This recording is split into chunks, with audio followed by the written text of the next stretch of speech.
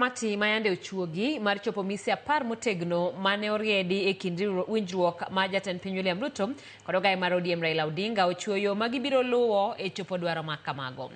Komiti motele gi jakom mare Agnes Zani oyango ni gibiro mulo lipod mar NADCO mabende podi moko kuom fuondi mage omoke od bura mamalo. Kwethno nochuogi chak dweni mar neno ni midhiero ma jo Kenya osebedo kakaloe kamoting'o nengo ngima mibadhi kind mamoko ochop dwaro mar gie wang'e.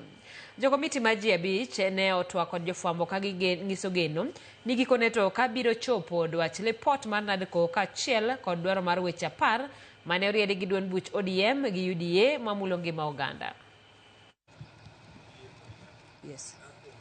As we strive to oversee the implementation of the established broad framework, we shall undertake inclusive and extensive consultations with members of the public, arms of government, government departments, independent commissions, civil society, trade unions, religious institutions, academia, youth organizations, persons with disability, and women and minority groups, among others.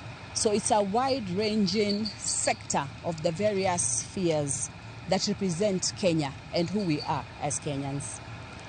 As we endeavor to complete these tasks, we shall look for mechanisms to ensure the successful implementation of the whole of NADCO and the 10-point agenda in the various areas that this process is involved in, such as existing policies, legislative agenda, administrative measures, and the current status of implementation.